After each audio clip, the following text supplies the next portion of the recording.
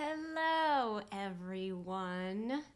I'm early. I'm early today. I'm early because I wanted to make sure the technology was working because it has happened when I haven't streamed in a while that certain microphones or keyboards or cameras weren't plugged in right. And so we're just going to do a 5-minute preamble to get ahead of all that. So I'm going to literally go to the stream and see if it's actually live with audio. So let's just try it out on YouTube. Let's just try it out. Hopefully you guys can hear me. Hopefully. Let's see. Let's see if there's audio. Wait, I'm going to hear myself hearing myself. Oh, I can. Yay. Oh, you can hear. Okay, good, good, good. All right. Oh my gosh. So Ken has noticed that I'm not wearing my typical uniform, and I will explain to you why that is. It's because today we are celebrating the launch of Deathbringer, which I've been so excited about for years, literally years. Professor DM has been working on this game since forever. I watched his videos and felt that they also inspired me while I was designing Shadowdark. So today, in honor of the professor, I am wearing my best timepiece, which was recommended by him to me, and I'm wearing my +1 blazer of protection. Now I know why he suffers when he records his videos, because these are really warm. So we'll see if I can get through enough of the live stream for Professor to notice. No tie, I should have. I almost went more formal, but I can't be Professor. I can only tributize to Professor with my sartorial decisions.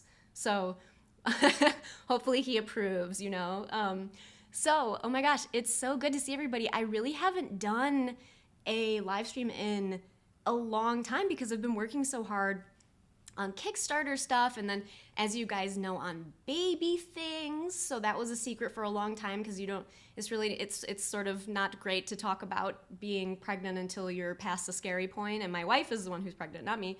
But that's been a really involved thing throughout this whole past, really a year, since April of last year. And so we finally had some success with it this year, and she's pregnant with our first child, and so that's been very exciting. But it did alter the timelines of my ability to work somewhat because she's also been pretty sick. So she's finally starting to turn the corner. And I missed you all a lot. These are my favorite kinds of live streams to do, live design. So I'm so glad that we're making a comeback with this, and I know we're gonna hopefully see people start to trickle in, even though I totally stated the wrong start time. I said 1 p.m. Eastern. Which I still sometimes do on accident, but I meant Pacific, so hopefully that didn't throw too many people off. But thank you. Oh, thanks you guys so much for all the exciting. Everybody's been so kind and excited and supportive about the baby thing, and it's funny because I feel almost like I can't hardly take any.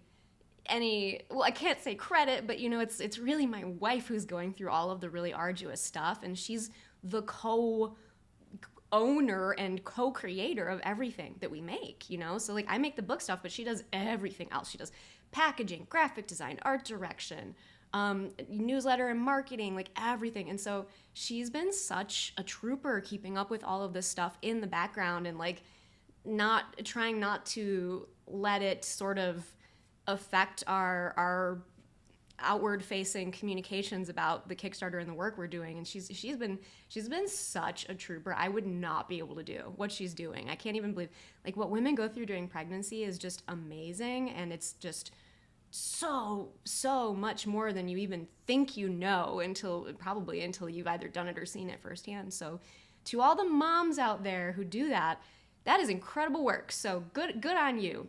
Every person that's ever lived is thanks to the mom that worked so hard to make it happen. So very, very cool. Crawler onesie. Yeah, you guys are gonna laugh. I'm gonna give us another minute of preamble chat until we hit the true start time. But I of course have been buying outfits for our little. She's gonna be a baby girl, and I'm sure you can imagine how they look. I mean, she's got some of that all black. She's got some of those little baby sunglasses. I mean, she's gonna be looking real chic when she enters the world. Oh yeah, and Jesse did the cover art for all of the premium editions and the Scarlet Minotaur premium editions. So like, can you imagine like working through clinical grade morning sickness and doing all of that? Like, she's incredible. I couldn't do such a thing. If I get one tummy ache, I'm like down for the count.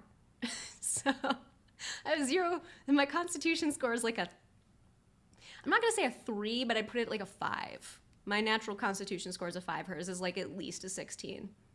Definitely. Oh, I know. I'll miss you all at Gen Con. We're going to be exhibiting at Gen Con, so the lovely and wonderful booth crew, who you guys may have seen at cons, is going to be there. I call them the booth boys because although it is not just boys, we get Erica from Ragnaborg. She wrote Ragnaborg, which is like the Norse-themed Morkborg game. And she is such a lovely and wonderful person, and people constantly think she's me, even though we couldn't look more different, which is really funny.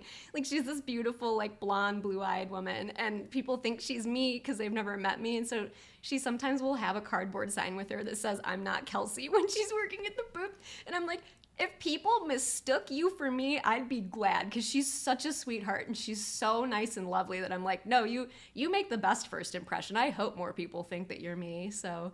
you know, doing all the hard work. So no one is lamenting that I can't throw books at Jesse. The first Shadowdark launch video had me throwing a book like off screen, and Jesse was sitting over there, and I pretend that I hit her with the book, and it was kind of silly. Awesome. Oh yeah, North Texas too. I couldn't hit North Texas because of pregnancy things, but I was there in spirit. That's such a great con. We've got Scott. Scott's here for 2-man booth. Oh, Scott, thank you. Scott's a mod on our Discord server and a frequent attendee at conventions, where he's also very good at making sure I'm getting to where I'm supposed to go on time. He's really good at like kind of being the kind bouncer for me, because I'll just sit and talk, as you guys see right now, and then totally miss a deadline of when I'm supposed to be somewhere. So yeah, strictly business today. Today is the tribute to Professor Dungeon Master's fine taste in jackets and watches, and I had to channel some of his impeccable style here for us today. So you guys, it's past our start time. We've been yapping. I'm so excited to be back on YouTube, and this is such a great moment because we're going to be designing live an adventure for Deathbringer that launched today. And Deathbringer is like a Shadowdark compatible game that Professor has developed. I'm going to be using stuff from the game in my own Shadowdark games routinely. I love the idea of Deathbringer dice, which are like, they're sort of a replacement for luck tokens, so you could do one or the other. I wonder if you could even combine the two if you wanted something truly pulpy. But you get a collection of Deathbringer dice that are D6s, quaintly shaped like skulls, as they should be. And when you choose to use them, you can use any number of them, and you can roll them to add damage or reduce damage you're taking. And they're just a way to like supercharge your character's ability to do something cinematic and to do something that doesn't have to be a codified rule. So that I love that. I'm so excited. I ordered an extra set of them on top of my pledge level because I just want this like huge handful of Deathbringer dice. And I heard tell the Professor and the Roll for Combat crew might even be swinging by to this little design sesh. So that would be really fun if they popped up in the chat. We can chat with them and get their insight. And, oh, I see Sursa Victory. Do I see Sursa? Oh my God, Sursa. Oh my gosh, it's so good to see you here. I love you. Your new adventure is so cool. The one based on like Mesopotamian themes. Oh my gosh, Sursa just released a new adventure I'm gonna bumble the name, so I won't say it. But if you search Sursa Victory Shadowdark Adventures, it'll pop up, and it's gonna be a new release. It is so cool. Deep admiration for that subject matter as well. So I love the subject matter you chose. All right. Oh, RFC's here already? Are you? I didn't see you sneak in. Welcome. Oh, you're here. Oh my gosh. Congrats, you guys. You're running such a cool launch today. I'm so boggled by how cool the like accessories and offerings are. I was like, oh, those like resin statues are so cool. I was like, they're really cool. You guys have been so generous with the stuff you're offering first like 48-hour backers. I think that might be the most tangibly cool stuff I've ever seen offered for free to first 48-hour backers. So like, I'm gonna feel bad for people that back after the first 48 hours. I'm gonna feel genuinely bad. So here we are. Let's truly begin. Now, you guys, you can see that next to me I have an InDesign document pulled up, and I have a little bit of information. I have a little bit of like what you might call a log line or a concept for the adventure I want to write. And so Professor asked me, he gave me full free reign of what I wanted to do. So I pitched like a few like little titles and ideas to him, and Hell Hath No Fury was his favorite. And secretly that was my favorite too, so I'm very glad that he chose this. And some of you might know or have heard the expression, hell hath no fury, like a woman scorned. And that is often attributed to Bill Shakespeare, but it actually wasn't by him, but we all like to think it was, and so we'll just say it was. And it's going to inform how we design our adventure. Now, here are the other design constraints we're sticking with. I love design constraints because, as I'm sure some of the designers in the chat know, and feel free to sound off, folks like Sursa, when you're developing something and you put like constraints and concepts around what you're doing, it makes the creativity easier because you're not just floundering around in this formless field of we can do whatever we want, and then getting the decision paradox of there are so many options that I feel I can't choose the right option. So I think that you should always decide kind of the size and scope of your adventure very early on, and that's exactly what we're doing. Oh, Dan's here. Dan, I'm wearing my +1 blazer of protection in your honor and my best timepiece because today is to honor you and your excellent style and writing talent and design talent. So I felt I couldn't come on this stream without doing so. So here we are. Now here are our design constraints for this adventure. This is going to be a 2-page spread. And for those of you who are familiar with Professor DM's work, you've probably seen on his Patreon and on his YouTube videos that he will set up an entire, like maybe an entire town, like he's done the Keep on the Borderlands, or an entire dungeon on a 1 or 2-page spread. And it's very visual. He'll have an excellent map. Sometimes like I don't think he does top-down maps a lot. I think he does the word that's escaping me where it's at an angle. I'll think of it. Chat, you know the word I mean.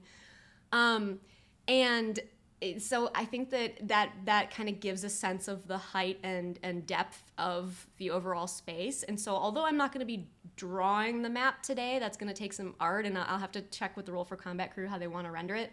We're going to be using like boxes and lines to show where things are, and we're going to fit everything on a 2-page spread, and we're going to describe the rooms by having text boxes that are sort of indicating the room that they're pointing to. So, oh yeah, isometric. Wow, I couldn't think of it. Thank you for reminding me the name. I would love to do some sort of isometric map for this, so I might have to ask an artist for help, such as my wife or someone that Roll for Combat knows. But in the meantime, we'll draft. Now, here's our situation. Now, I really like how Professor outlines his adventures because he always gives a situation, and that kind of sets up the whole thing. And then I also know that Deathbringer talks a bit about trying to make sure that you're clear on what your objective is for the players. Like I may have seen some draft material. Professor and I, full disclosure, we're friends in real life. I'm friends with the Roll for Combat crew, so these are all my pals, and that should inform your understanding of our relationship. I'm in support of all of his work because he is an excellent designer, but also a dear friend. And so I've gotten to see a little bit of some of the writing, and I love that there's stuff in there that helps game masters prompt an adventure concept. And so a huge part of that is having an objective going in for the characters. And I think that's great because then you can design right toward that objective. And then another thing that you may have seen Professor mention in his videos, but also is talked about in the book, is always having a kinetic opening to your adventure. You want to cut what he calls, and what the Hollywood industry calls, the shoe leather. There's no, walking to and fro, getting into the place where the adventure starts and then starting it. You're starting in media res, like right in the middle of the action. And that is what a kinetic opening is. And so we're going to start that way. Now, let me see what our chat is saying so far. You can isometric. Yeah, top down. Oh, yeah. Oh, Steven likes top down. I could, Steven and Professor, whoever tells me what to do first is what I'll do. So yeah, Deathbringer is oh, I'm so excited. It's already doing really well. I think it's doing better than Shadowdark did on its first day at this point in time. So that's so amazing to me. I'm like, look at it go. It's so cool. The campaign's doing real well. Yeah, I think if I remember, I think Shadowdark closed at around 300 or 400,000 on its first day, and I think the Deathbringer's already like well past that point. So that's like, yeah, look at it go. Okay, so Dan is here, a new design constraint. And now I've put some thought, a little bit of thought into Hell Hath No Fury so that we can pick up running. I want to do something that touches on the world lore of the Deathbringer world, the Shattered Lands, and we may know, some of us, about the infamous merchant houses that have a strong impact on the Deathbringer world. Professor has written some of his own adventures and made some fun videos talking about, you guys might remember the Munchburgers, the Rodimus brothers, but one I haven't gotten to see enough of is the Weissbier family. And so I want to write something that connects to the Weissbier family because they make such great villains. They make such great villains. So our adventure is going to be a situation revolving around the murdered bride of Roderick Weissbier, who I'm shoehorning in a new NPC into the game world. Sorry, Professor and all that. Roderick is going to be like a brother or like a cousin or some semi-powerful young-ish member of the Weissbier family, enough to be able to cause trouble. So Roderick Weissbier has his wife, had his wife murdered, essentially. We don't even need to explain why. All we know is that he did. So the murdered bride of Roderick Weissbier is back from the dead to terrorize the town and kill her conniving husband because hell hath no fury like a woman scorned. And so she, in my opinion, is going to be some kind of powerful undead creature whose anger has been so strong that she's come back from the grave to seek vengeance. And, you know, what we're not going to do is explain really much more about why this has happened, because we don't need to in this kind of adventure. Like, I would love to hear from the chat, like, why do you think Roderick might have murdered a wife? Either, like, you know, maybe he's married again, maybe he had some plot there, but why do you guys think Roderick would have murdered his wife? I'm curious to find out. I'll save my own opinion on that until chat gets to sound off a little bit. And so we're talking about undead, right? So that gives us the power of the zombie. We're going to do some super metal zombie stuff in this because Deathbringer's all about being metal. So we're not going to be like, oh, there's 4 zombies. There's going to be a lot of zombies. It's going to be so crazy. And I think that we also need a backdrop that's going to make these zombies even more metal and scary. And so one thing I want to start by saying is that our kinetic opening is going to assume that the characters are in between adventures or about to start a new one. So they're in a tavern, because that's where you go, right? Between adventures. And the kinetic opening is that zombies are going to crash through the windows of the inn and smash through the door, and zombies are everywhere. There's just zombies everywhere you look. And the source of these zombies are outside in the churchyard where the bride's mausoleum has been ruptured open and it is spewing a glut of zombies out to terrorize the town, and these are the minions of the bride. I think we need to add some lightning and thunder, so I'm going to say outside. Here we are. I'm going to start typing in our document, so can you guys see? I'm using InDesign. I typed directly in InDesign, so outside, amid cracking thunder and strobes of blue lightning, the bride's mausoleum stands cracked open in the churchyard, a glut of zombies vomiting from its dark mouth. The characters will need to find a way to get inside and put an end to the attack. So, what do you guys think? I think first off, we're gonna define, and this is gonna look different in the layout. That we're gonna have this look generally different after we polish it up for true layout here. But as long as most of it fits into this layout we have right here, then we know we're on the right track. So, okay, what do you guys think she was murdered for? Killed for the family fortune to get the rights for Moonstone Mine. Oh, that's such a good one. That's such a good one. Murdered for something petty like a sideways glance that he interprets as treason or cheating as a pretext for I'm bored with her next. Ooh, that's such a like merchant family, you know, corrupt person thing to do. It's right on point. Yes. Romeo and Juliet, Jean Rostal, he thought she had an affair and got angry about it. He sacrificed his wife for untold riches. These are all great explanations. And we're going to leave it with the GM to decide, because you could weave it into your own story, your own campaign story. You could put You know, you could connect some NPCs in here if you want.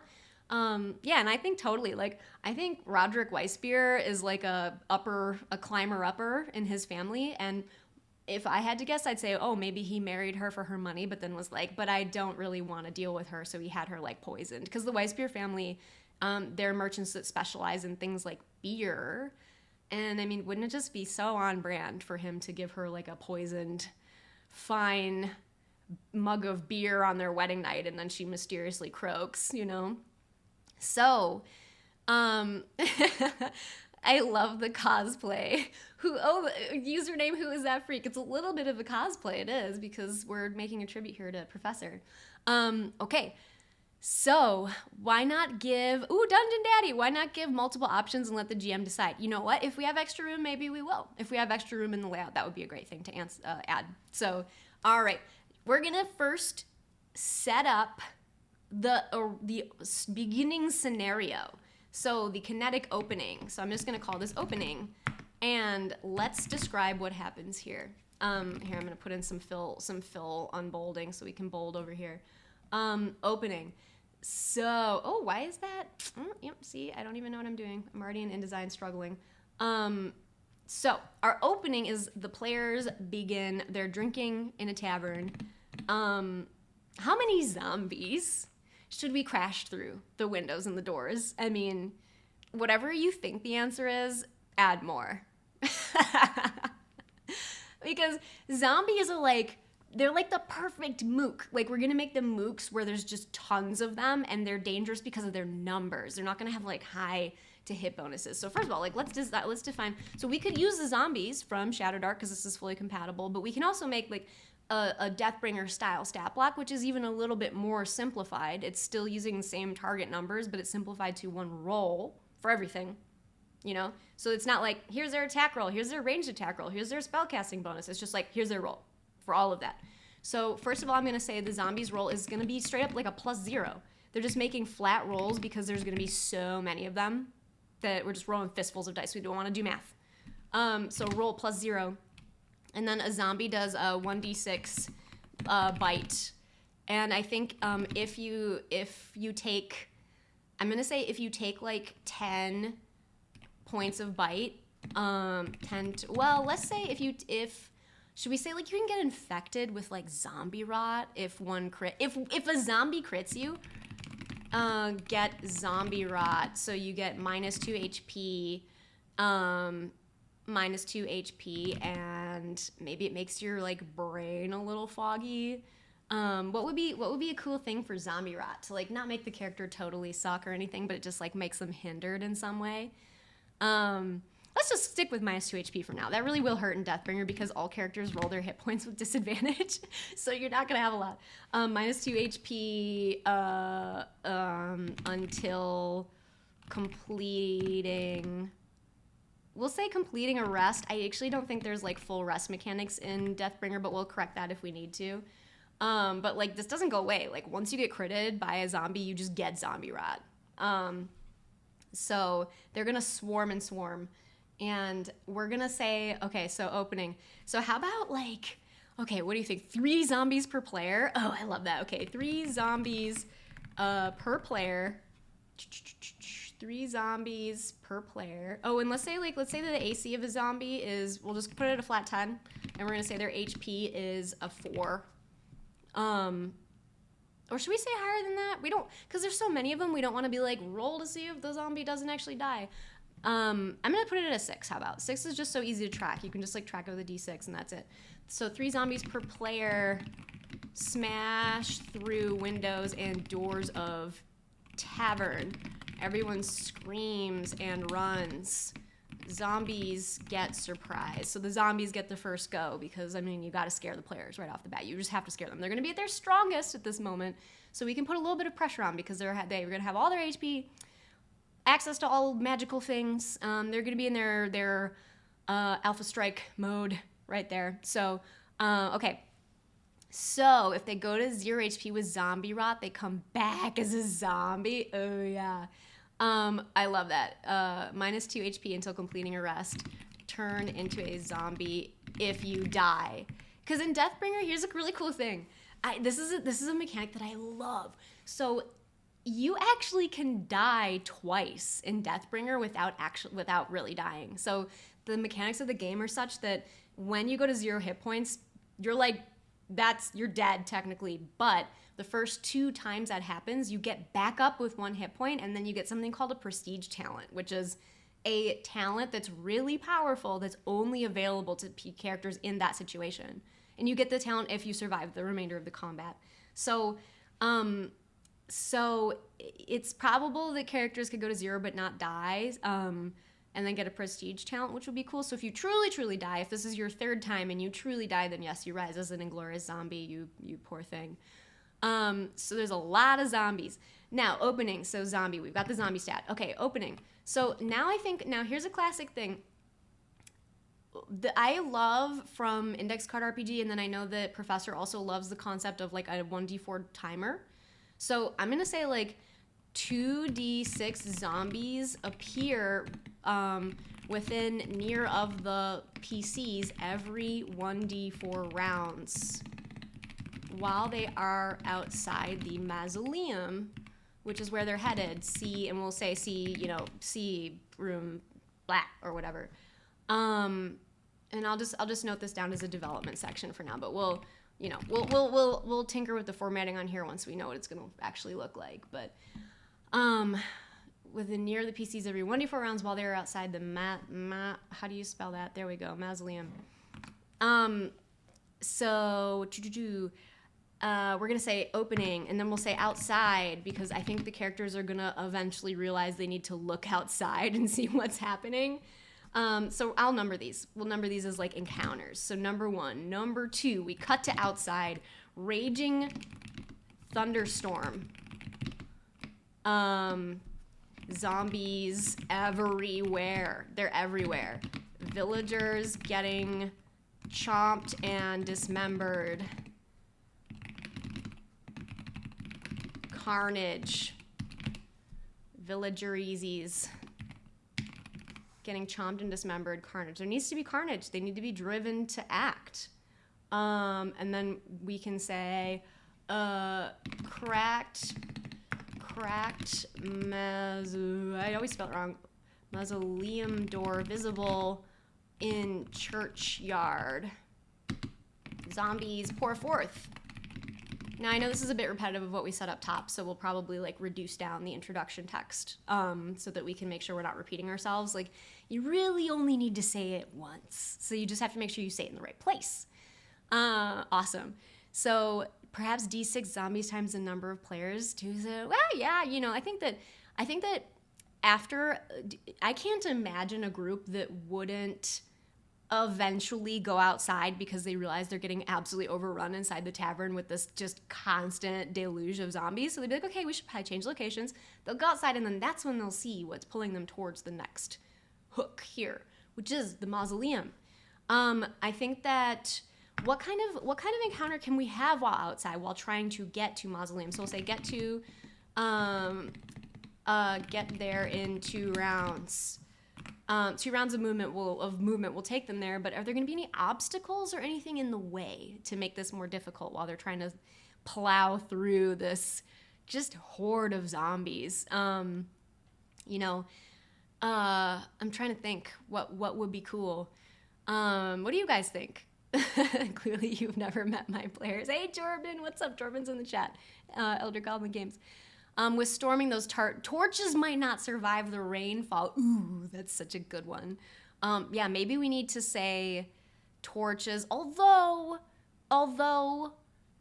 they probably wouldn't have torches lit outside quite yet. So hay cart on fire. Ooh, a hay cart on fire. Now that's cool. So let's say that, I like that idea, twisted narrative. So let's say hay cart hit by lightning and a flame crashes toward PCs. Like let's say like a DC 12 dex or 1d6 damage from the impact. So they better try to dodge that thing while they're running. And then because we have that mechanic where 2d6 zombies are appearing within near of them every 1d4 rounds while they're outside, I really do think players are intelligent, and they're going to start to put that together. So they realize if they linger, if they try to help villagers, it's going to quickly work against them, because then they're going to be stuck outside trying to pluck these poor fragile villagers from the grasps of zombies, and they'll realize that that is a losing battle, that they're going to get overrun. So screams coming from other businesses. Oh gosh, yeah. Okay. So, oh yeah, Penny's Parlor, thank you. I'm so glad. I'm glad that Shadowdark has been a fun thing for everybody to use to create. Okay, all right, now I'm gonna start. Now, here's where we're gonna get into the mausoleum part of this, right? They move from outside, they move to the mausoleum. I'm just gonna literally duplicate our text, and then we're gonna pick up from where we left off right here. So, section 3 of our dungeon is mausoleum. Now this is where we're building the actual little dungeon part of this adventure. Wow, I can't spell. Okay. That's basically, so this opening part, I'm hoping that once we get it edited down, it's going to take up maybe like the top quarter of the left page, and then we're going to have like an isometric map going from the bottom half of the left page up into the full coverage of the right page. Right? So then we're going to have room to like stick little room descriptions around, but we have to be pretty succinct with how we're describing each room and how many we can have. Oh, thanks for the congrats on the baby. Yep, she's coming. She is coming this winter. My greatest creation yet. I didn't create her. I helped, but I didn't really, there's all kinds of work that I'm not participating in. Okay, so sunken grave sites. Okay, yeah, well, okay, so we're getting to the grave sites now, right? So, we have to consider like what this mausoleum isn't gonna just be like a room with tombs in it. It's gonna be more like a Skyrim, like, oh, you went into a Draugr barrow. There's got to be like a dungeon down there, right? So, what do we do? Like, what's okay? So, what are some cool? Let's start brainstorming like cool dungeon rooms for like an undead vibe. Cool. Wow, I'll type it twice. Cool dungeon ideas. So, do you think we need a variety of challenges in here? So like, I'm thinking we have concepts such as rescue. Maybe they can rescue a villager. I think we have, maybe we have powerful undead, like a more difficult spirit. Maybe we have trapped and guarded tombs. Maybe we have, it might be worth considering doing something to prevent players to leave town. That's true. You know what, the GM Redditor, that is a thing. I'm kind of like, I'm a mean game master. If my players try to leave and try to move overland during this, then in my opinion, they have just started a zombie apocalypse, because the zombies don't stop pouring out. The zombies don't stop pouring out. And then that's a good question. Like, where are all these zombies coming from? Like, sure, the tomb will have some dead bodies in it, but there has to be something more. And here's kind of my take on this. So where the heck are, well, this is Deathbringer, so we can say a bad word. Where the hell are all the zombies coming from? Because hell hath no fury. From hell. They are coming from hell. This woman has opened, this dead bride has opened a portal from hell in the base of this mausoleum, and an endless deluge of the dead pour forth. I think I've said pour forth several times. Of the dead walk through it. So I don't think the bride should she's gotta be like an iconic, she's got to be an iconic, probably boss monster, right? So I feel like perhaps unbeknownst to Roderick Weissbier that maybe she was a burgeoning sorceress or witch. She had some power that she kept secret, and in death and in her rage, this was magnified, and she actually was able to rip open the door to hell where her soul was confined, come back through and bring a zombie horde with her. And so, yeah, when there's no more room in hell, the dead shall walk the earth. Yeah, that's so cool. What is that from? What a cool quote. I wish I knew what that quote was from.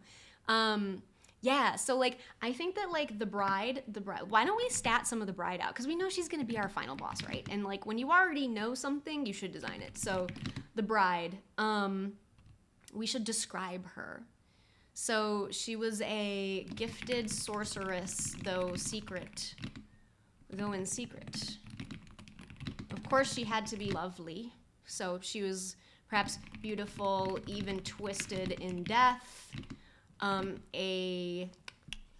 Some kind of like, is she like an incorporeal? I think it's cooler if she's not like a spirit, like an incorporeal. I think she like being embodied will make her seem more ferocious. Like she literally walked back through the gates of death as an embodied undead being. She's not some like sad ghost. She's powerful. So let's think about this. Okay, so like what? Okay, so yeah, we're thinking here. I see the chat is speculating like inherent magical capacity, perhaps necromantic. Yeah. Oh, yeah. Oh, maybe she was. Yeah, because having her be like a necromancer would be a little too on the nose, I think. So I think like her just being some kind of like having some strain of like diabolic magic that she kept secret, kind of ties back into the like the hell and the undead, the afterworld connection enough, I think. So an oozlet, a witchy lich. That's fun to say. A lich who's a witch. Foot-long fingernails. Long fingernails is cool. Okay, so long, like, so we'll say claw-like fingernails. Claw-like fingernails. Like pale, sharp smile. Blazing eyes. Lit with hellfire.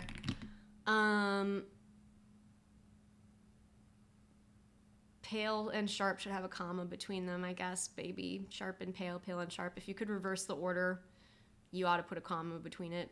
But we'll leave it for now. You know what? We'll hyphenate it. That's so artistic of us. Pale, sharp, when you make like a... Because I imagine her having like fangs, but this like strained smile. You know, because she's loving this. Like, this is what she came back to do. So I imagine her having an unnatural and unsettling smile. Blazing eyes lit with hellfire. Beautiful even in death. I don't even want to say like in death. Beautiful, a beautiful soul, like a, you know, beautiful though twisted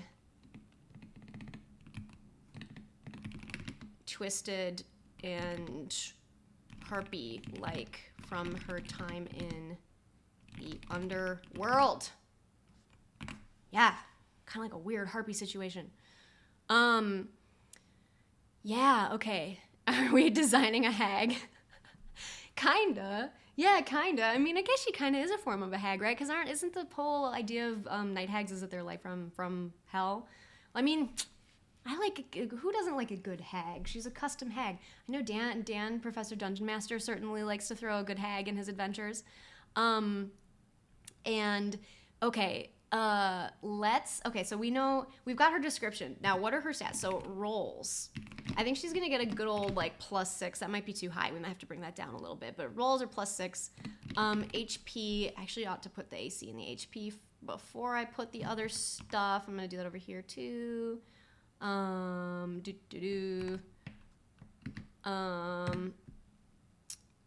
just gonna like I'm just using bolding to help our eyes move across the text, not because this is like how the final thing needs to be. All right, how much HP should she have? So, hey, okay. Their vow was to love each other even after death. Oh, should she be? We could maybe come up with some like phrases or quotes for her. So, we'll come up with that later. So +6 HP. Let's put her at because you know the players are gonna save all their Deathbringer dice for her. They're gonna try to like save up as many dice as their pathetic souls can save, so they can try to like one-shot her. So I want to give her like a healthy amount of hit points, so they can't just like, you know, run up to her and just use all those Deathbringer dice. We gotta give her let's give her at least 30 hit points, right? And let's put her AC at like a solid 12. She's not really, I don't envision her as being armored. And okay, now what are her cool powers gonna be? JP Toto's asking, do authors typically write into InDesign or Affinity? I do. I actually don't know if I don't think that's typical, but I also do the layout for all my work, so for me it just cuts down on the amount of work involved if I just write directly into the layout. I really prefer doing it, and then you can see what you're building and make it all fit the space a little more easily. So turning till death do us part into a curse that prevents her from dying because the husband still lives, and she's mad about that. Ooh, yeah, well, I mean, she's kind of dead. She's kind of dead, but she's sort of like, yeah, someone's asking, what is Deathbringer? That's okay, who is that freak? Deathbringer is the game system that Professor Dungeon Master launched literally today on BackerKit. The link is in the downstairs. It's downstairs. If you go down from the video to the downstairs. And yeah, so it is a game that is fully compatible with Shadowdark, written by my friend, Professor Dungeon Master. It's so cool, and it's very metal. And we're designing for it because this adventure will be published as a part of that entire crowdfunding effort on BackerKit. So maybe she can projectile vomit coagulated blood. Oh, that's so wild. That's really cool. We need some Exorcist vibes. So yeah, so like vomit blood, all hit blinded, 1d4 rounds. I'm using abbreviations, sorry. 1d6 damage and all hit blinded, 1d4 rounds. 1d6 damage, and so we're gonna say straight line. So she can only shoot it in a straight line, but if everyone's foolish enough to be standing in a line, of course they're gonna get hit with this. So vomit blood, straight line, so she can do that. That's pretty solid. So she's got does her head spin around? It probably should. Soul theft. So let me see. We're trying to define, so like how much can she do on her turn? Like, do we want her to be able to do, because here's the thing, regardless of the game you're designing for, I mean, this uses the same action economy as Shadowdark, and so one of the challenges of designing a solo monster is that they get overwhelmed in the imbalance between the action economy, aka how many things she can do on her turn, versus how many things the characters can do on their turn. So typically, we would give a boss monster like numerous actions in one round, because if they only can do one thing, it's really like their impact is restricted compared to the other people participating. All right, let's see. If the player crits her, she gets a bonus attack. Oh, maybe she so each round, I'm just gonna say each round, I'm gonna give her like each round vomit blood. We're gonna put a period here so that we know this is kind of like not a continuation. Vomit blood, and then I'm gonna put a semicolon here, and then the next thing is gonna be like should we say like death claws times 2. We'll say times 2. We're gonna say that is even though I know we're not like formatting this for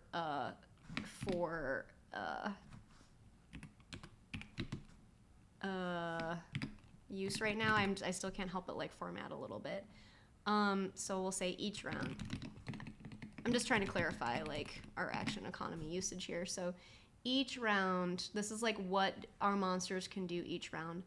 Vomit blood, vomit blood is one thing, and then death claws is another thing. And I'm gonna say that we get 2 death claws. I'm sure Steven will figure out how to format this correctly for the manuscript. So the death claws deal 1d8, which like we can we can make the damage a little bit outsized. I actually do want to do that also for Vomit Blood. I want to make the damage a little bit outsized because we're trying to get the characters to utilize their Deathbringer dice to like reduce damage in these situations. You know, like part of it is like we know that damage is actually a little bit overboard on average, most likely. Steven's like, oh, make me do all the work. Hey, I'm not doing layout on this for once in my life, thank God. No, it's funny. Steven's excellent at layout. He taught layout and design at Parsons, which is a very excellent school, so he knows what he's doing. So we're gonna have the Death Claws 1d8, and like, okay, the Death Claws have to have some other effect. I mean, like, a lady from hell is touching you. Like, what could it be? It has to be a little bit, oh, does she still wear her wedding ring and she cannot be fully killed until the oh, that's so cool. Okay, so she can't, oh, she's like a lich. It's like her phylactery. Like, she can't be fully killed until the finger wearing her wedding ring is severed. Ooh, that's such a great idea. Thank you for contributing that. That came from, I want to give credit. Why did I just see it go by and I can't find it? You know who you are. That was an awesome idea. Oh, Mike McZeek. Oh, wait. It wasn't Mike, but Mike added some good commentary. That was chaotic-ish. Awesome idea. What if one of her actions is creating zombies? Yeah. Okay, so now we're thinking, so we're designing her, right? Now we got to consider, like, who else is going to be around the bride? We don't yet know what her final encounter is going to be like quite yet. I'm debating, and I don't want to do the zombie horde too hard, you know, because here's how it is. I would say that the average gameplay session, and I know this is going to hold true for Deathbringer too because it uses like very speedy movement and action economy. I would say that the average session is going to lie somewhere between 15 and 20 rounds, right? So I like what I don't want to do actually, and this is something to be. So we've demonstrated the horde zombie effect in the outside, but it would probably get a little bit grindy and stale if we kept up that like 1d4 rounds, new zombies appear every single time. So I think one thing we could talk about, and maybe this will be part of the description, is like the characters are constantly plowing through zombies. This is like part of the description of what's happening in the rooms that they're in. And so we don't have to play those things out as combats at this point. We're just gonna say it's part of the backdrop. So like characters are constantly chopping and plowing through zombies just as the backdrop. Like, we're not gonna run a combat the entire time, but we're gonna put a global, I think this is a way to convey the danger of the zombies without making it like, oh, this entire thing's a grindy combat. I think that we should make a global timer for this adventure. So global timer. If the players can't close the portal in 15 rounds, the zombie apocalypse, I can't spell. I don't know what thank you, spelling corrector.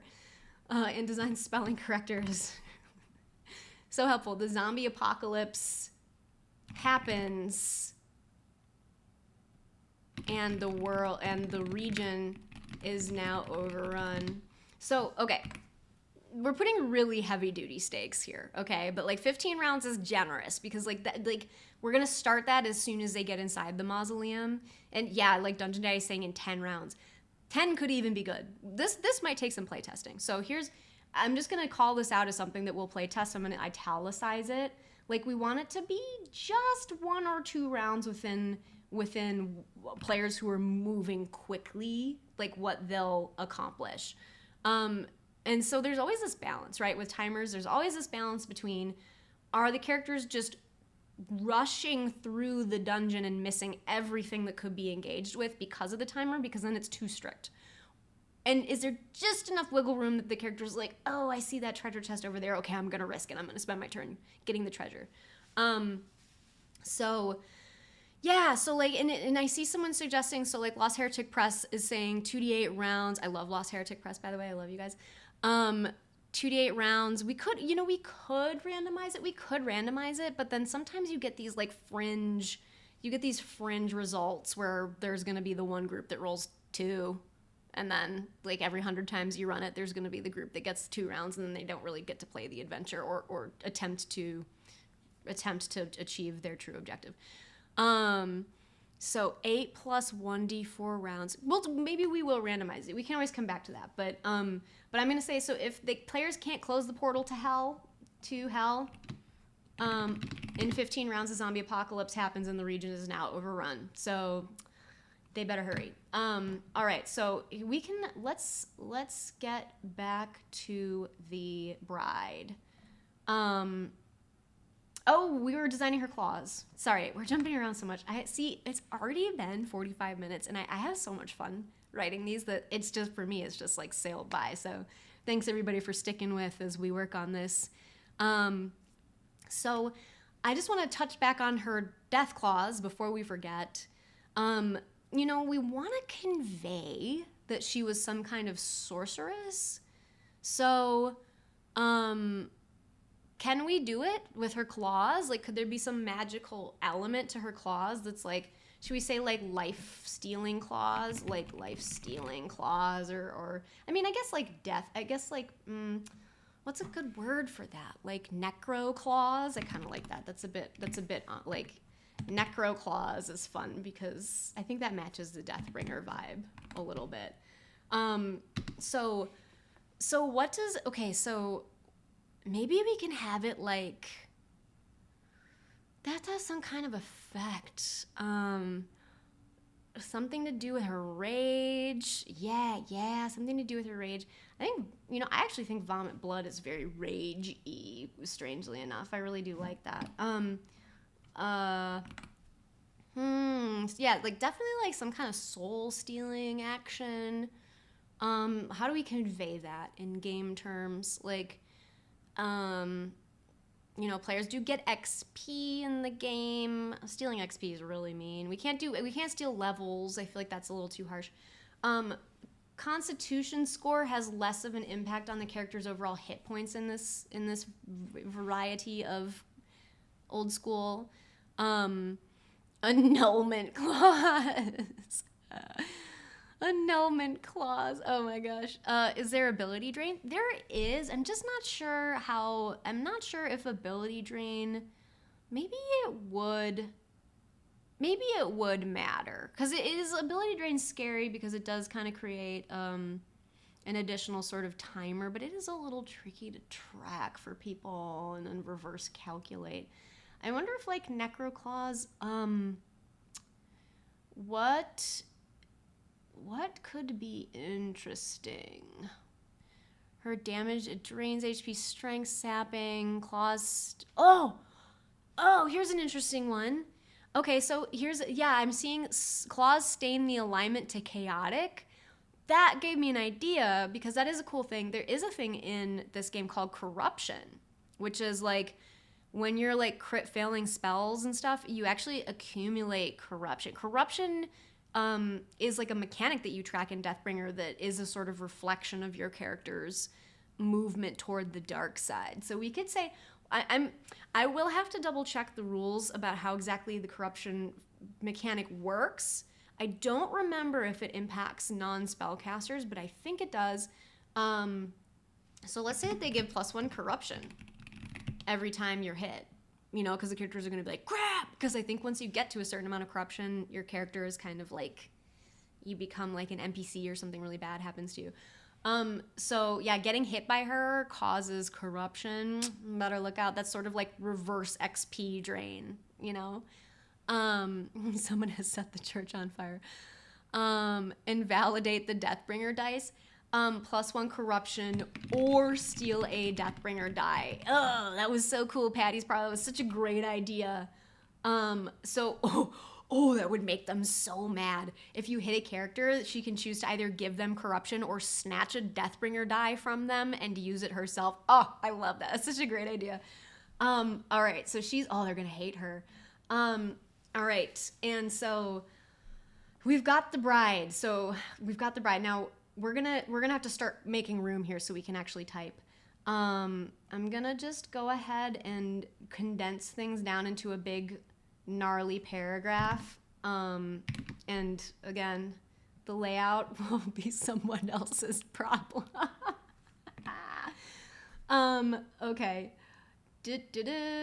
I'm gonna italicize her description so it stands out to our eye better in our draft. And then here is her overall. She's the boss, so she's allowed to take up more space, right? Yeah, come on. Okay. Where are all the zombies coming from? We've established the zombies are coming from hell. The zombies are coming from hell. Okay, I think we've explained that sort of here with our global timer.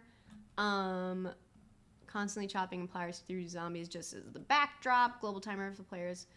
If PCs can't close the portal to hell,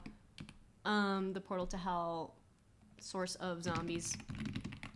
In 15 rounds, the zombie apocalypse happens and the region is now overrun. Okay, now let's go back to our cool ideas. So we're gonna need some. So is she fully solo or does she have bodyguards? Right, Cataclysmish is asking. This is something we'll have to decide. So now we're gonna come up with like what the encounter beats are gonna be. And I know our dungeon here, I actually have I have like a little drawing pad with me right here. So I'm gonna try to just sort of draw a little bit on here for us, like sort of an overall shape of the mausoleum. And 28 rounds later. The subtitle, oh my gosh, Lauren Beige, the subtitle of this adventure should be 28 rounds later. That's so funny. Oh, that's so funny. Okay, so the little dungeon we're doing, I'm gonna do kind of a top-down, like, ugly draft version for now. But we want to have some branching paths. One big thing as a part of our design is because we have this global timer, I think we can lean into things that will tempt and distract the players.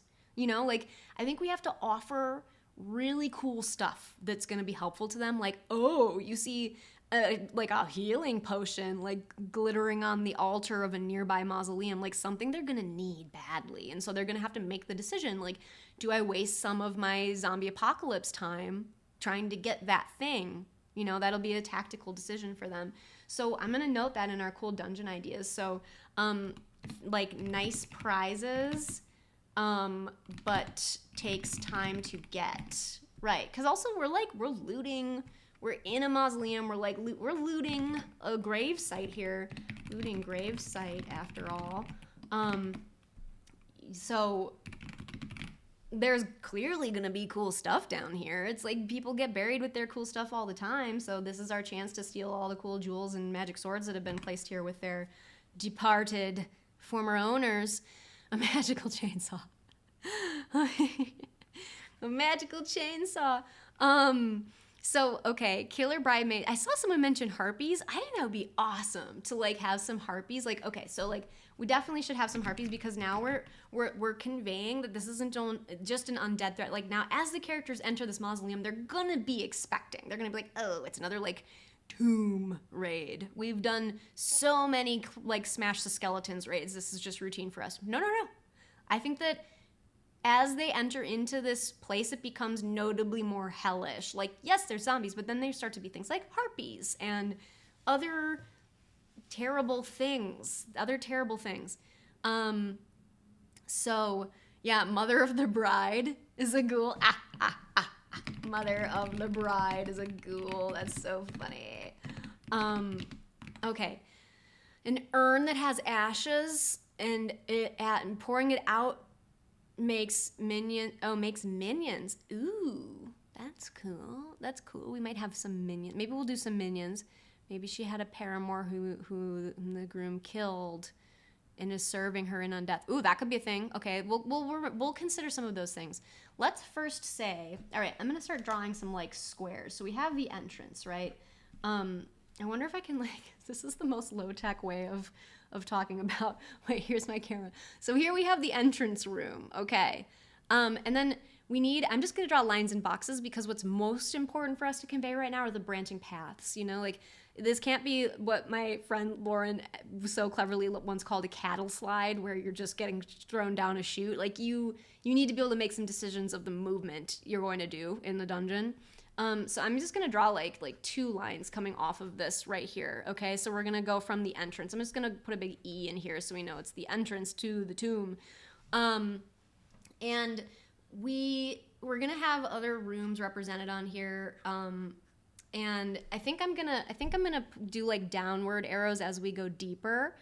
Who's going to play the flower girl in my Is the entire wedding party murdered? Maybe so.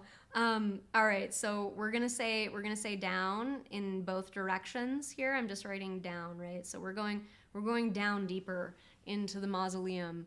And Night of the Living Wed. You guys are so good at coming up with clever phrasings for what our subtitles could be. Okay, so 2 rooms going down.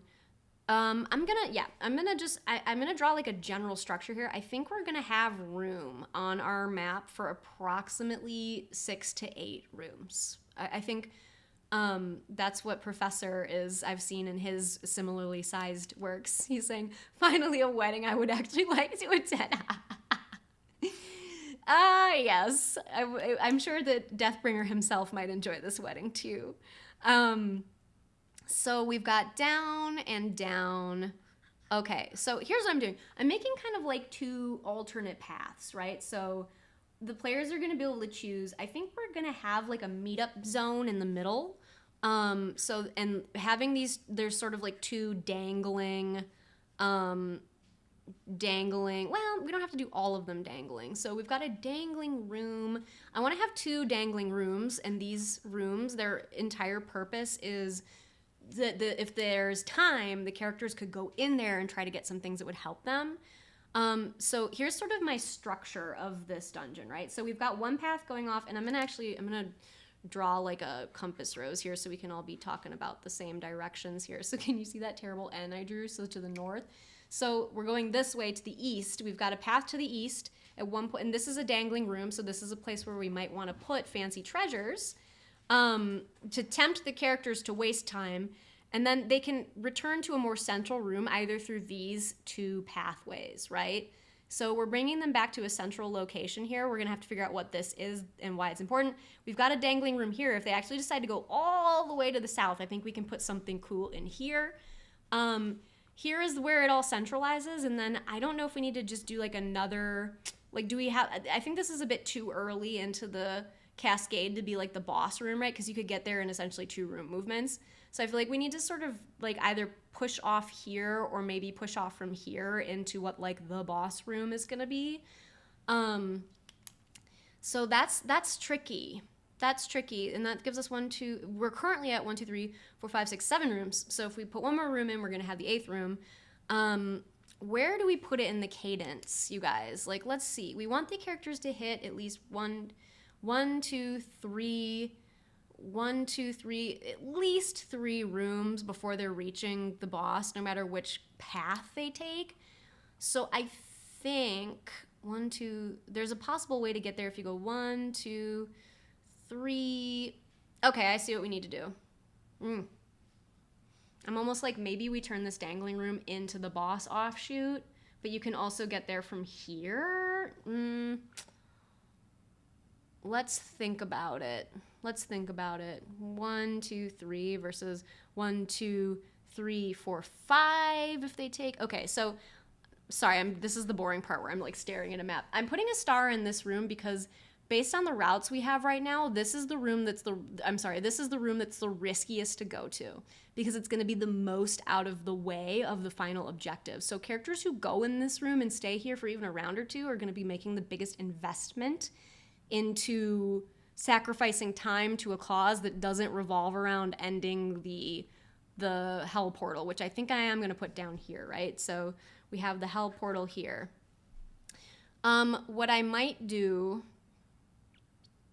so like, all right, so if we have a character that the characters come in here and they go to here, so that's Then if they go 1, 2, 3, 4, 5, 6, 7, they would have to traverse essentially 7 rooms, including retreat, like going backwards, if to take the path that includes hitting the star room, right? So the reason I'm counting this is so that we can sort of evaluate like how much value we should place in a room given how difficult it is in the overall adventure to get to. And like, let's say somebody takes the straightest path to the boss. So that's going to be entering here, that's 1, 2, 3, 4 moves instead of 7, like 4 rooms worth of just charging. So they could also go like 1, 2, 3, 4, 5. So it's roughly the same. What that tells me is that this is the cool prize room, right? Because that's the one that's like, whoa, you spent so much time to get there. And I think that's what we're gonna have to do. We've got a loop in the center here, which is nice because this provides options for like how the players want to move about. Maybe I'll even connect these 2 rooms as well, just to give like a true set of loops, you know. And then, yeah, I think we've got a little bit of a loop. We've got some like freedom of movement decisions are able to be made here now. Like the players could go in kind of almost any trajectory through here around to eventually get down to here. So the more direct route has the most opposition. That is correct.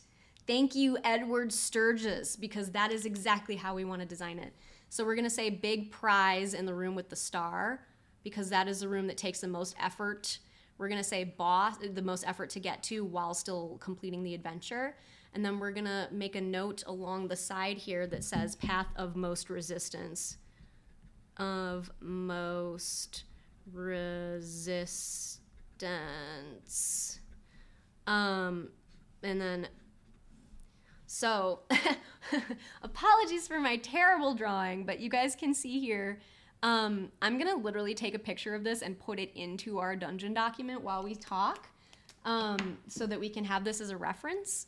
But this is going to allow us to sort of set up at least a sort of, I guess, functional path through the adventure that has some meaningful decision making associated with it. So while I airdrop this to myself, stand by everybody.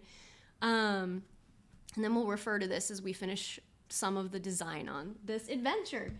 How you all doing? We've been going for an hour already, right? Are you guys hanging in there? How's the chat feeling? What are you guys up to today, by the way? What have you all been? Are you guys at work? We're all working. We're all working. No. Okay, I might make this a little bit bigger.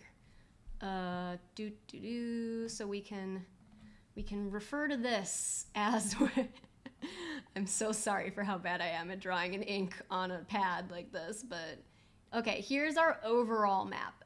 Elevation will be something that we address as time goes on. I should have numbered these rooms before I did this. I'm such a doofus. Okay, I'm gonna number the rooms quick. 1, 2, and then I'm gonna redo this. 3, 4, 5, 6, 7, 8. All right, let's redo this.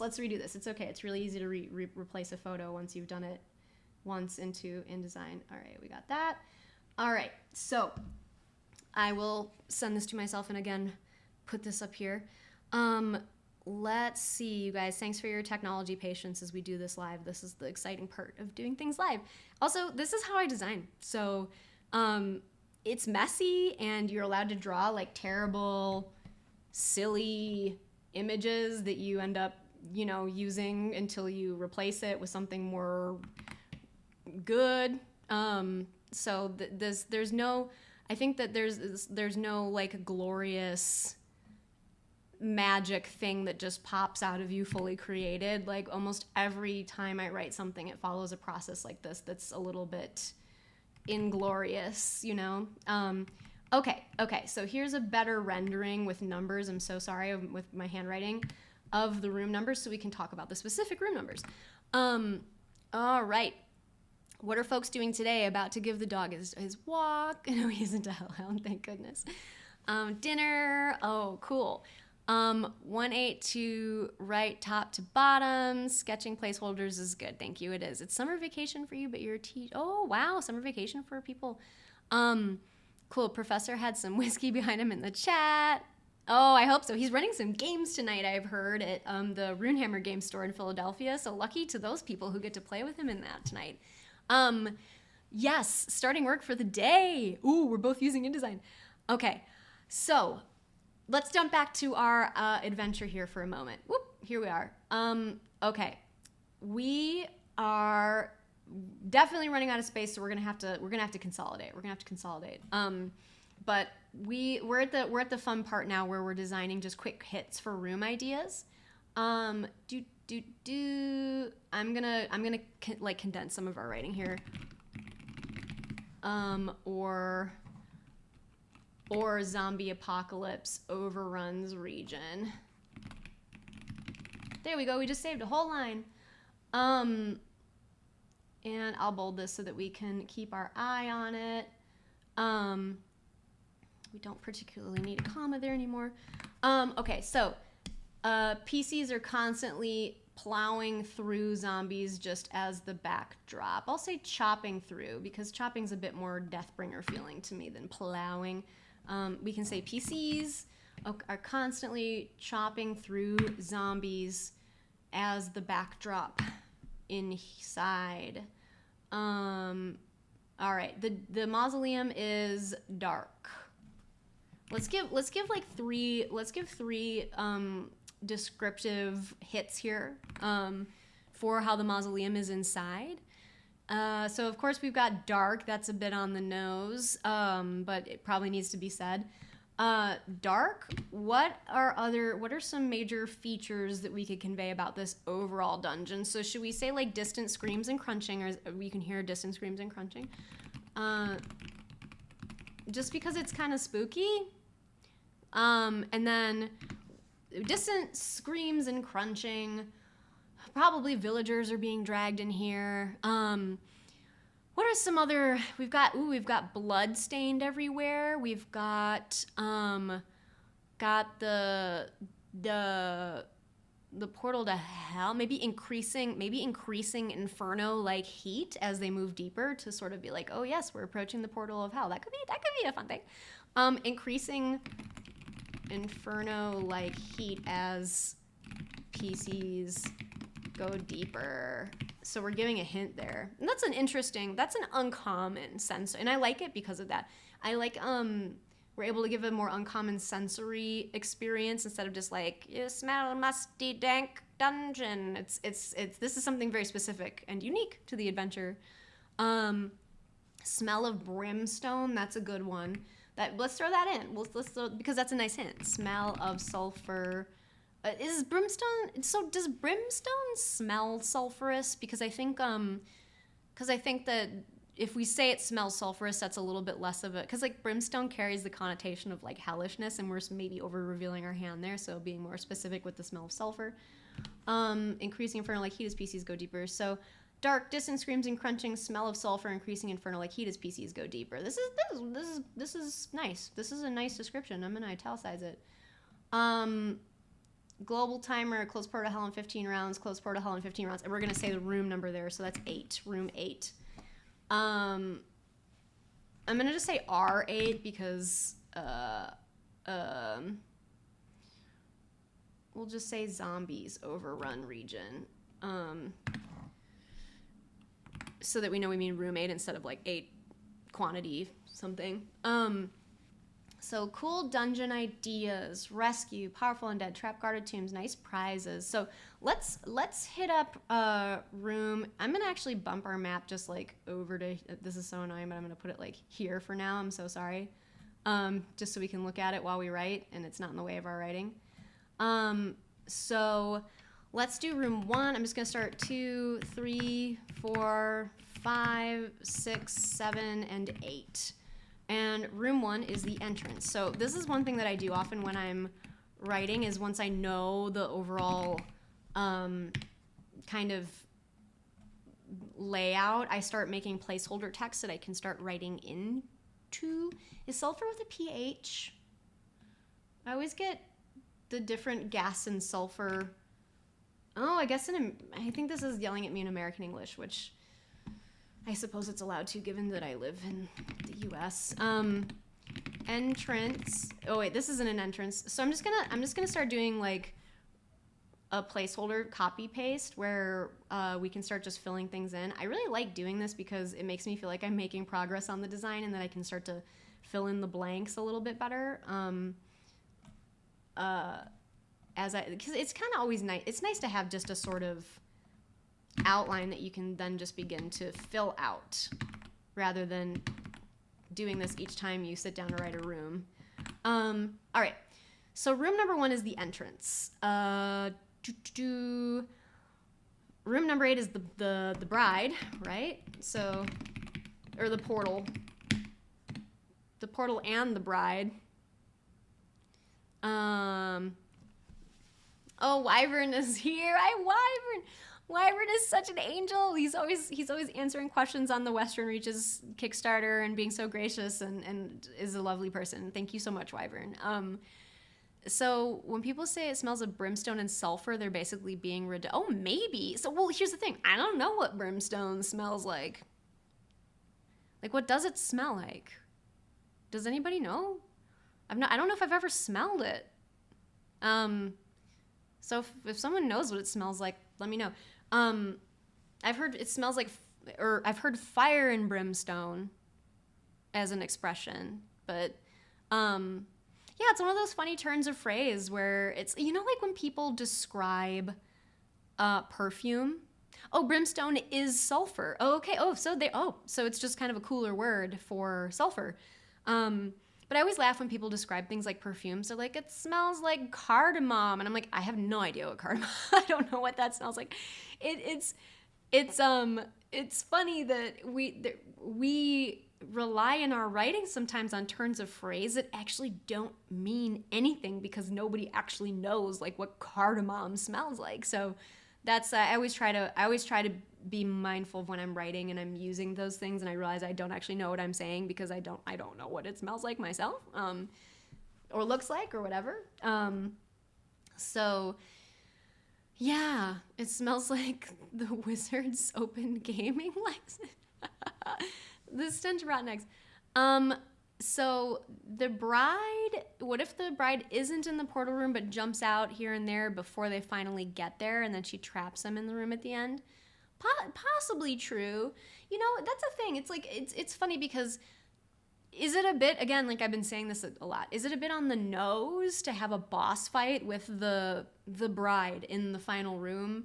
Yeah, I suppose, but it's also a bit of an, it's a bit of a genre expectation. I think especially in Deathbringer where it's very high octane and there's this metal, sort of like metal, you know, sort of Stranger Things-esque story feel to what you're doing. I think that having the final confrontation with the bride in the room with the portal is a good setup for like a dramatic encounter, because this is when their timer is going to be at the lowest.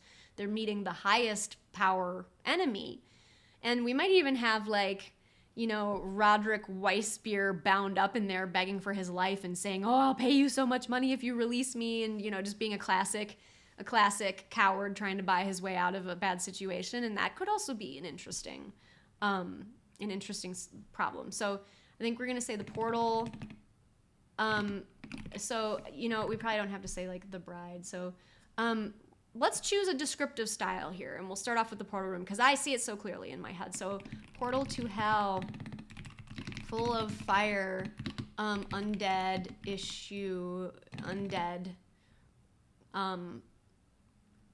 like undead, march forth, pour forth, climb out, stride through, undead, clamber.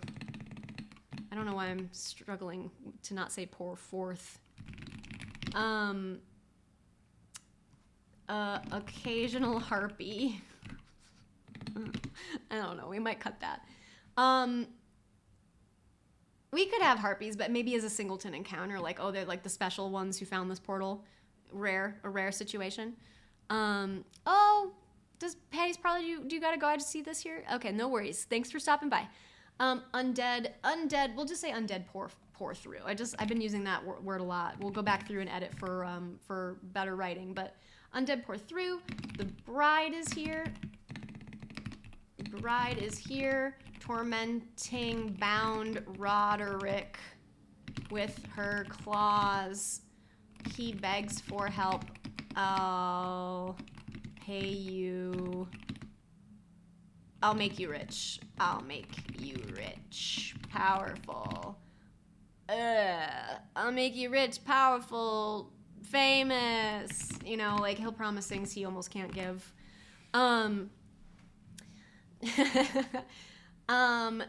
She kills him in 1d4 rounds.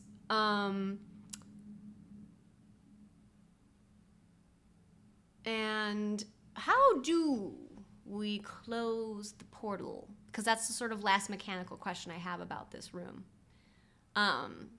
You know, how do we close the portal? Maybe like close portal by snuffing 12 candles lit in a pentagram drawing. A bit silly. It's a bit too... I don't love it. I don't love the snuff the 12 candles. It seems a bit too like poof, poof, poof. Throw the wedding ring. Throw the wedding ring through. Chaotically Chaoticious is back with another fantastic idea. Close portal by throwing wedding ring through. Now, the wedding ring attached to the lady, entirely valid, but if you don't kill her, she'll be back. So, if you manage to kill her and take the ring off, then you can throw it through the portal. So, there's that. Yep, that's a great, I just love that. I think this encounter is already solid. This is the boss encounter with the lady. So, the entrance, now we're gonna work our way maybe backwards. So we don't wanna stack in, like combat encounters too close together. Yeah, the snuffing candles could make her ring glow. Hint to the PCs maybe, or maybe just take her whole hand. Yeah, this is very, thank you Hardy Hobbit for, your name is so on point to recognize a Sauron reference, so that is both, that works well. We do need maybe a clue. You're right. I like that TT Prophet's saying like maybe we need a clue about how to destroy her in another room. Maybe we do. Okay, so let's say, all right, so room 3 is our big prize. So I'm just gonna note that down here. That's like, maybe this is a tomb where the players could like raid it for items. But let's put something in room 5. Like let's put the harpies in room 5. So there's a coven of 4 cackling harpies. We'll put the stats for harpies here. Cackling and preening harpies. They're just having so much fun. What are they doing in this room? They're like having a little party, but like what else are they doing? Let's say that they're using skeletal bones to pick their teeth. They're very disrespectful, using the bones of undead to pick their teeth.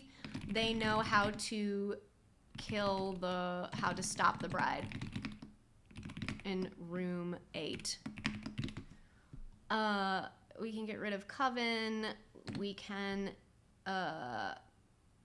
using the bones of the dead to pick their teeth. They know how to stop the bride. Cool. That's okay. So we're going simple because like I could even show you guys like one of Professor's examples. Maybe I'll just drag that onto the screen here.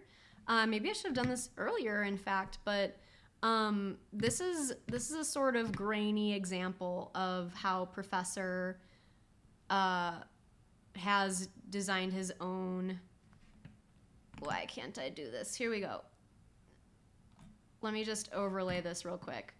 Can you guys see the image I'm sort of covering our writing with at the moment? So this is an example of how Professor has designed some of these rooms in his own work. And I think what's really cool is you can see that each room is simple. It's situated next to the room that it's say, storage room. Say sacks, bolts of cloth, barrels of salt, crate stamped with Munchburger, one of the other merchant brothers, are stacked in the center. Hannah, who is someone that you can rescue in this adventure, might be found here. So look, we didn't need, we needed 1 or 2 sentences per room to describe what's going on here. So, you know, let's even see, like, in the sacrificial chamber here, like, this is the final boss fight against Garzon and then the head of the cannibal cultists. So we've got 6 cannibal cultists and then the Magister Blasphemer chanting a dark ritual, explanation of how the ritual works, stats for the Magister Blasphemer. Like, that's all we need. You know, the map already conveys a lot about what you can see. So we're probably going to follow suit there, where each room at this point is going to just be given a brief description. So we're rounding the bend here. I'm going to move this probably up just real quick so that we can come back to reference this if we want to. I'll put it here as our reference page. But we'll return to that if we need to. For now,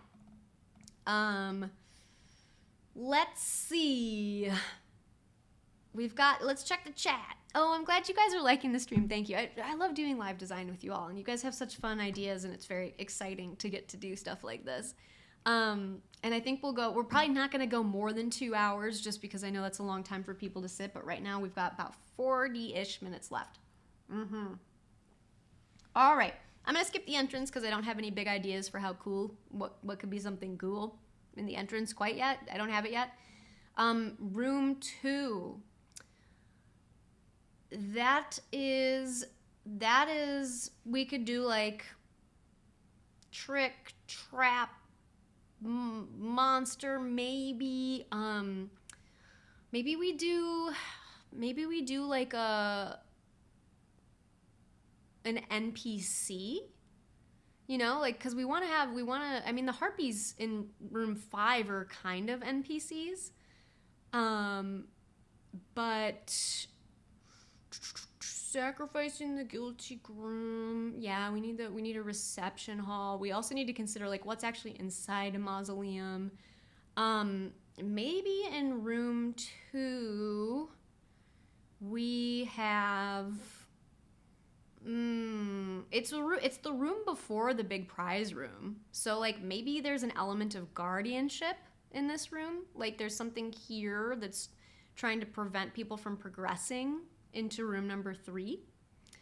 So let's say, like, guardian room. How would someone like the Weissbier family with a ton of money, like, protect their treasure vault? So I'm gonna call room 3 the treasure vault.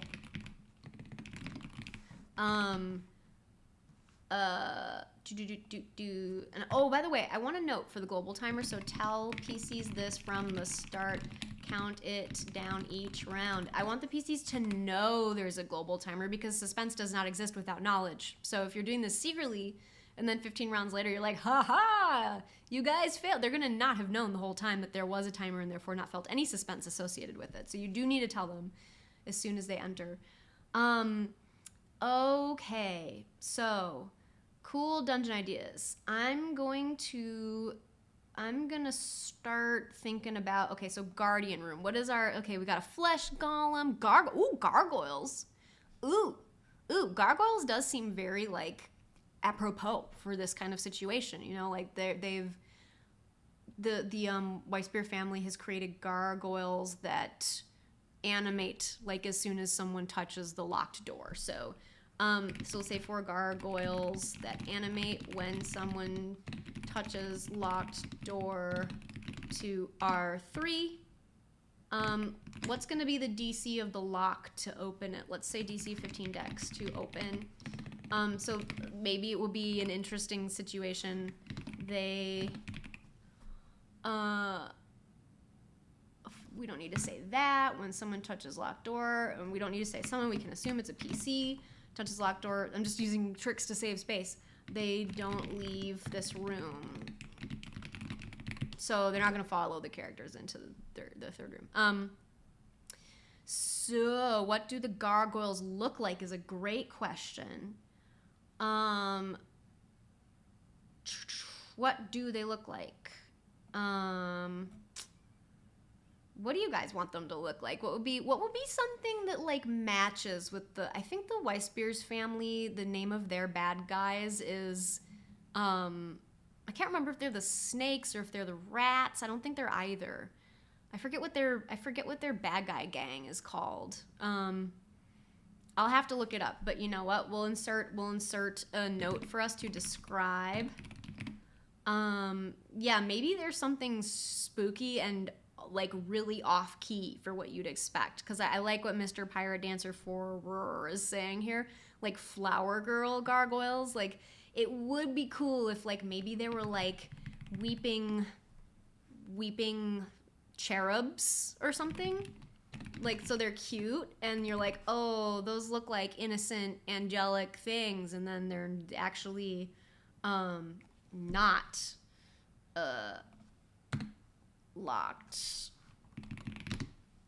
For gargoyle, animate when PC touches door to R3. Like, I hate this dangling.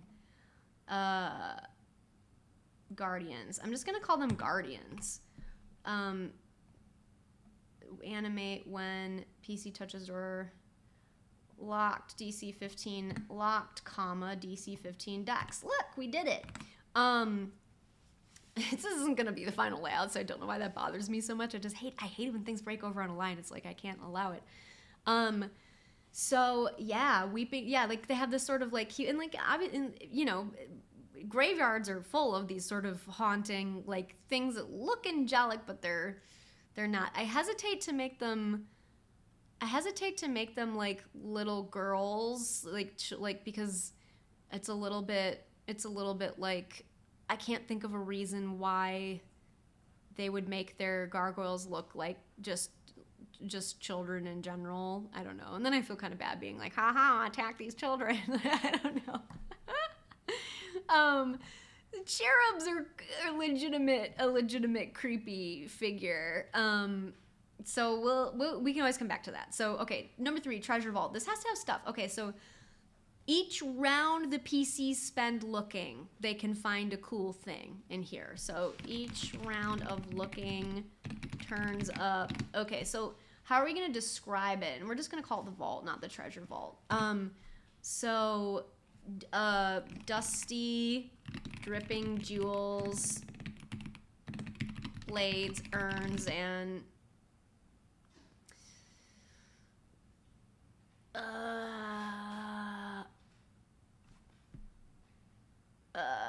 we'll say like altars piled with jewels, jewels.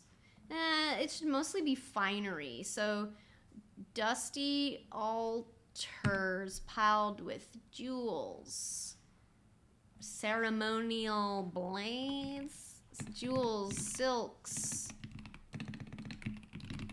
ceremonial blades, tomes, not tomes, that doesn't seem to fit. What's a good like grave good? Antiques, yeah, antiques. Ceremonial blades, we don't even need to say ceremonial, so we could say weapons, antiques, weapons,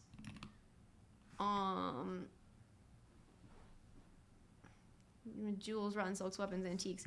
Each round of looking turns up 1, fill, 2, fill, 3, fill, 4, fill. We'll give 4 items so that a GM can roll a d4.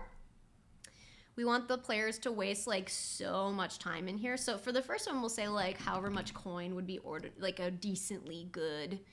And I'm not gonna say jewels. I'm gonna say coins. Dusty altars piled with coins, weapons, antiques. Maybe we'll just say weapons and antiques, just because. Coins. How can we?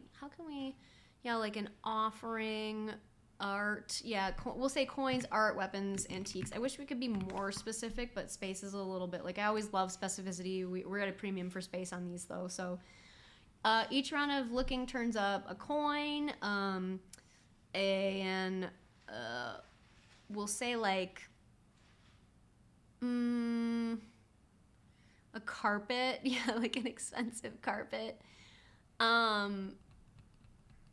It does it begs the question, or demands the question, that who put the family treasure vault in a mausoleum? Right. I feel like this is like the goods of the semi-unwanted goods of the dead or something. Like they're precious objects in life that like the family didn't want to inherit. So trinkets mainly. So we'll say coins, trinkets, and antiques. How about coins, trinkets, antiques? Each round of looking turns up a coin. I don't want to say like you get a magic weapon, but like, oh, you know what we could do? You know what? We could say each round of looking, I was going to say has like a cumulative chance of turning up like a really cool thing, but how would the players know that? Turns up 20 GP item, cumulative 1 in 6 of +1 magic weapon. So we'll have to make the GP amount like match the Deathbringer economy, which I actually think it might be silver pieces. So I'm going to put SP here, but I'll bold it to remember to look back. So is it good enough? It's not quite good enough. I almost want to name like each round of, I almost want to name, I think there are possibly random treasure tables. Yeah, you know, we could say too, like each round of looking turns up maybe a random treasure table is the right way to go, gin and tonic, because then that gives us a good array of possible things. Random treasure table roll. And we can always come back here. The chances that they'll get something really good from this exist, but they're not insane. So like if it were my group and I was like, oh yeah, roll a D100 on the levels 4 through 6 treasure table or whatever, they would stay in that room for absolutely as long as they could, trying to find something cool. So we'll leave it at that for now. And then Aviators of Coolness. Okay, let's jump over to room 4. So room 4 is going to be the path of most resistance, right? Because we determined that's the swiftest path to the boss, and therefore we have to make it the path that's the toughest. Yeah. So I'm just moving this around a bit so we can see better. So room 4. What's something bad in room 4? And room 6 and okay, so we did room 2 is monsters, room 3 is treasure. We haven't done a trap, so why don't we put like a trap of some sort in here?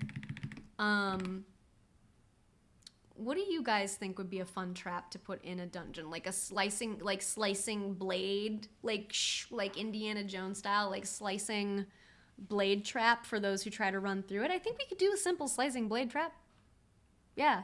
So 3 slicing blades, plus 3 to hit, 1d6 damage per hit.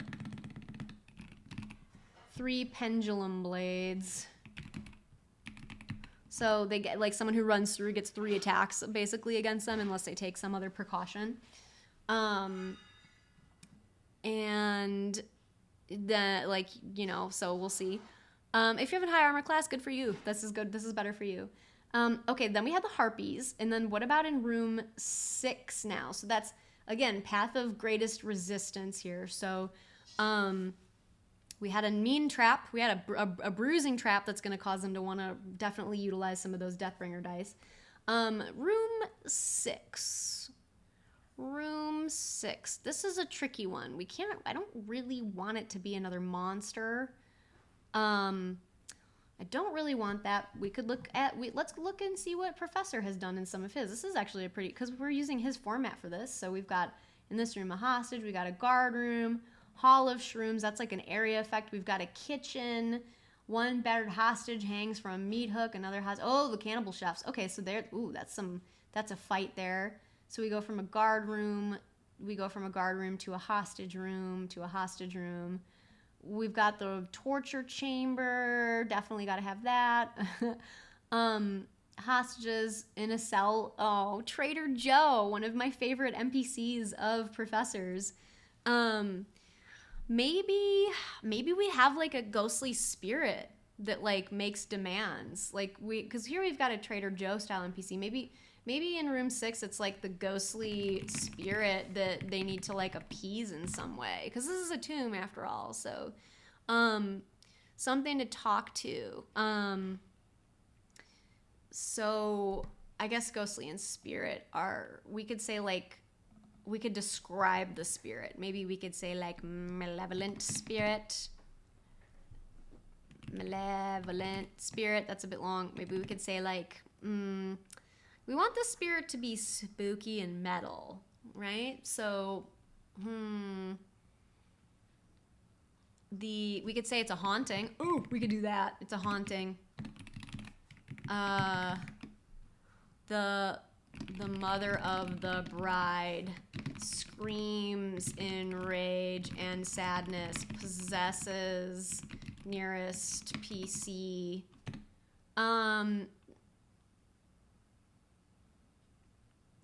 Expunged by, so possesses nearest PC.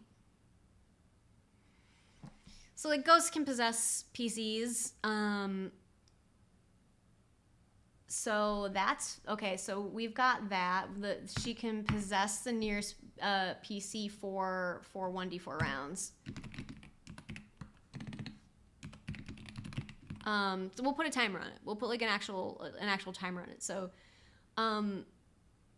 there are no priests or clerics in the Deathbringer world. But I think that there still are ways to expunge like bad spirits, you know. So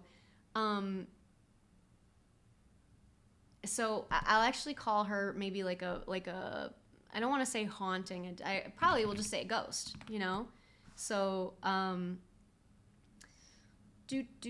screams and rage and sadness, possesses the nearest PC for 1d4 rounds. That can create complication because it depends on like who they possess. Like how are they going to protect that player character from injuring them while they're battle nuns. Yeah. It's nice to know somebody. Yeah. There's protection from evil. So hopefully they would have a spellcaster who can do something like that. Okay, so wow, we're almost done here. We're getting close to the end. We've got about 25 minutes in our stream left, so I think we're gonna come in under the wire here. But room number 7, so we have NPC Ghost, who is a possible NPC. I'm sure the characters could talk to her. Yuri is here. Hey, Yuri. Oh my gosh, Yuri did like so much art for Shadowdark in the Western Reaches. He's like an iconic artist of the Shadowdark world. So cool to have you here, Yuri. Oh yeah, okay, so we're just designing dungeons. Okay, room 7. This one's gotta be really cool, you guys. We gotta come up with something like, maybe we like make like an endless mob of zombies that the characters have to like force their way through, you know, because we don't want to like totally let the zombie theme drop. I feel like it's okay to harken back to it at least one time here. So we could say like a throng of, let's just say zombies, and then we'll say mosh pit. Impassable throng. How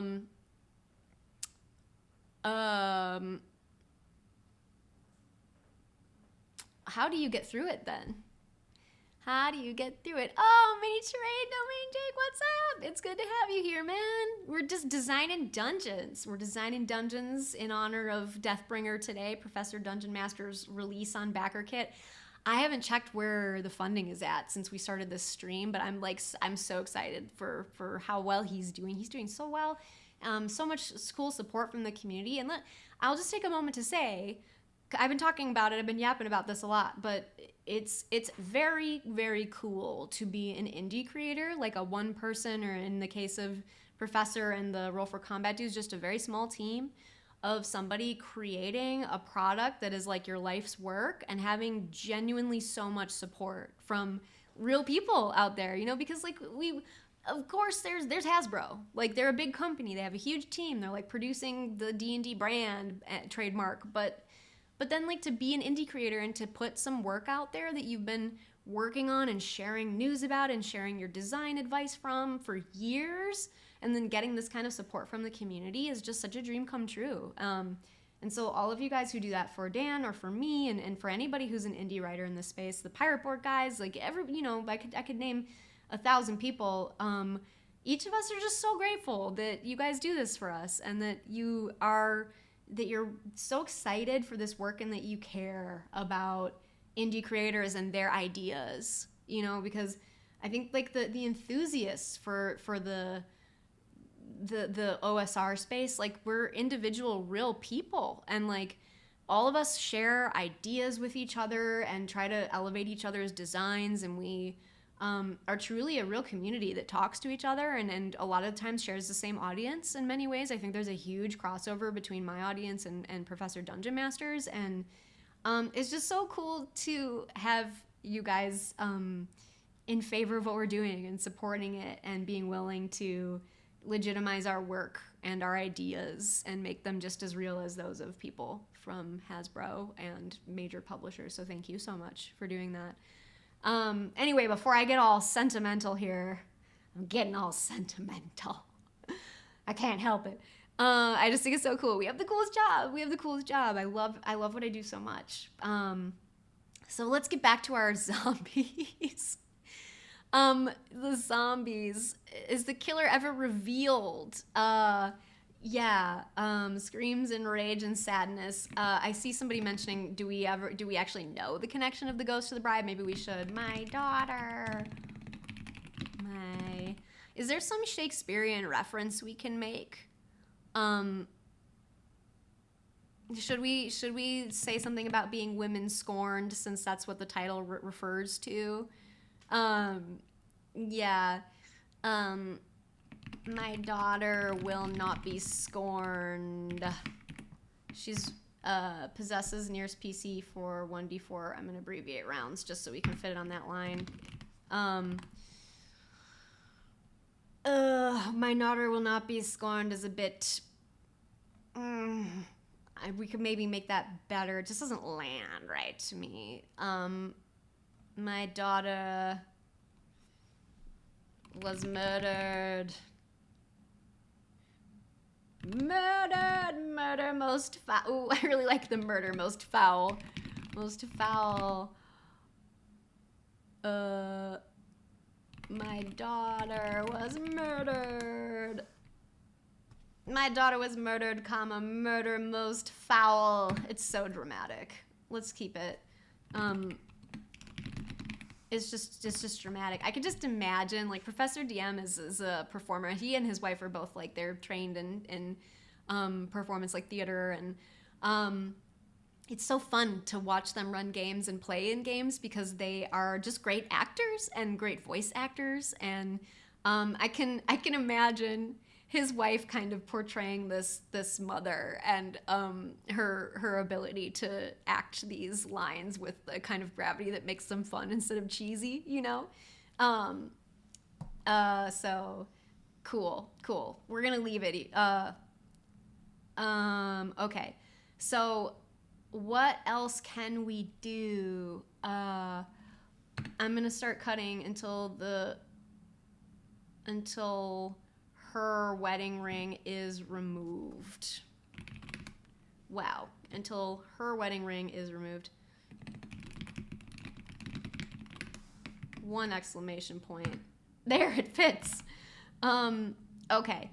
Mosh pit, impassable throng. Okay, we're back to, okay, we're almost done, you guys. We've got 15 minutes left. We can do it. Oh man, okay. So, the zombie mosh pit throng, impassable. I'm gonna call it an impassable mosh pit. Deal. So I'm gonna say kill 10. We're gonna say kill 8 zombies to break through. So they just have to carve at the wall. And it's not even like necessarily fighting back. It's just it's a barrier. Like the characters just have to like chop and hack till they can carve through these zombies.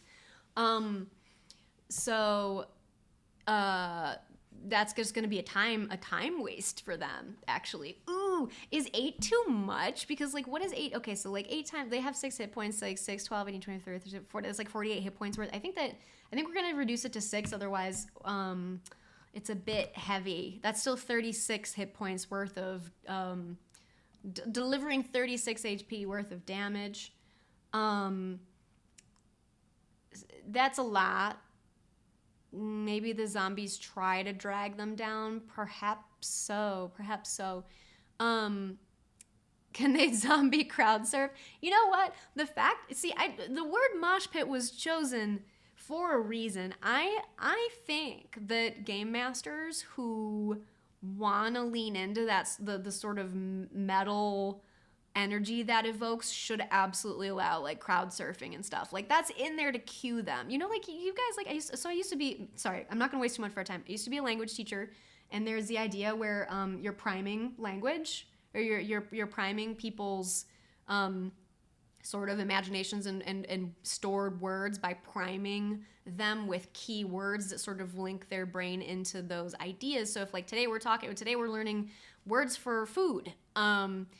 We're gonna prime our students at the beginning of the session by asking them to describe their favorite food, talk about the last time they went out to eat, whatever in the language they're learning, because then this kind of warms them up. So here we're priming the game master with this reference to a mosh pit where they could utilize that if they want to. We don't even necessarily need to the game design it out, I don't think.